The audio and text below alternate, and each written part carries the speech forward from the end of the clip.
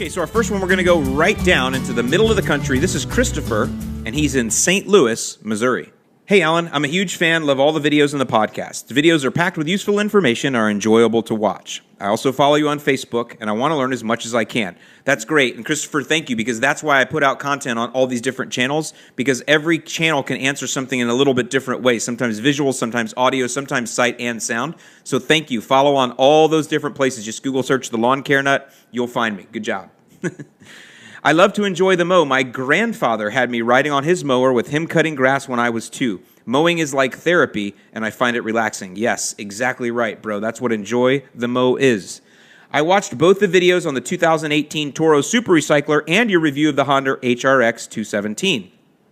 I know you said you'd do a video review comparing the two, but just curious, if you had to buy one mower and a 21-inch cut, which would you choose? All right, Christopher, this is a great question. So here's what I will tell you when it comes to those mowers. And I did just review the Toro Super Recycler. If you guys go to the channel, The Lawn Care Nut, you'll find it there. And I am going to compare that to the HRX coming up here very soon, maybe sooner rather than later. But I will tell you that you want to make sure that you enjoy the mow first and foremost. That's the most important thing. And so when you talk about borrowing one, what I would recommend you do is go to your local dealer that has Toro and see if they will let you rent a Toro Super Recycler or use one at their place, something. See if they have a used one that they'll let you check out. I would recommend you do that. Same with the Honda HRX. I'm sure you could find a friend that maybe has one.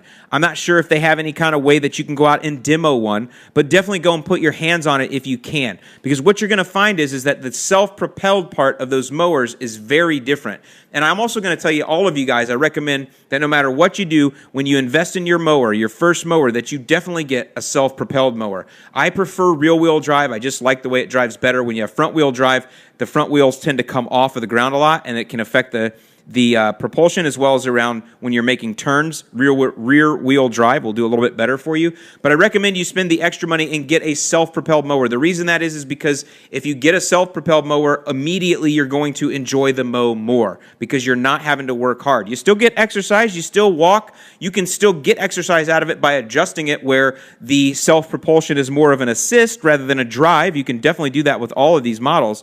But either way, make sure you have some sort of power assist with it so you will enjoy the mow. Because the more you enjoy the mow, the more you will mow. And that is what I keep trying to tell you guys. Most of the problems, most of the challenges that you face throughout the year are due to the fact that you're not mowing enough. I promise you that. The more you mow, the healthier it will grow. So that's the first thing I'd say you do, Chris, is look at the self-propulsion. You're going to find that the Toro has that personal pace, which is what I call more of a leisure drive. It's more of a leisurely mow because it is personal pace.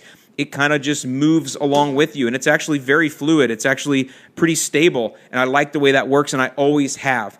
Before that, it was Lawn Boy, and I can't remember what Lawn Boy called theirs, but they had a version of it. Lawn Boy and Toro are owned, it's the same company, so I'm not sure if they all related back, but that's what I prefer is that personal pace kind of move. Now, if you get the Honda, I call that more active. Now, the one I have, and I think they have different drive systems, but the one I have, the HRX217, has this paddle kind of thing. It looks like a spaceship on there, and you paddle it with your thumbs. You push it, you actuate it with your thumbs, and there's a dial on there to make it more assist or more hardware. It'll pull you and this and that, but that's more active because I'm pushing my thumbs forward to make that work, and I'm moving forward at the same time, which automatically makes it active because I'm actuating the drive in a forward motion with my thumbs, and I'm walking forward at the same time. Whereas the personal pace, it more waits on you just to walk, so you're only doing one motion, which is walk, and your hands on the lever or on the handle are what make it go, and that's not an extra movement because your hands are moving in that direction anyway. I hope that makes sense.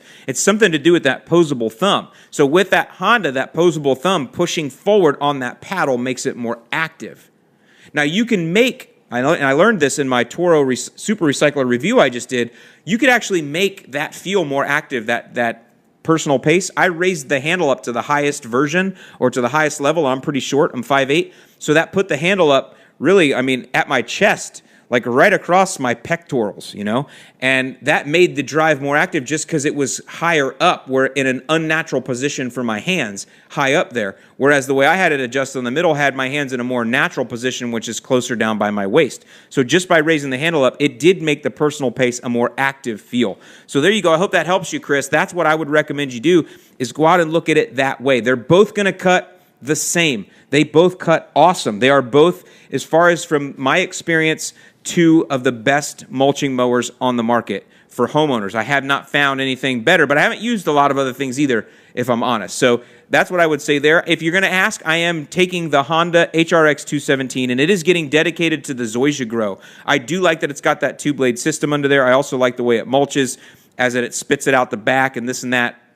And so I'm using the Honda over there. I also am going super low on my Zoysia, and I feel like, this is my intuition, my gut, I feel like the Honda will do better at the low cut because it's got that two-blade system.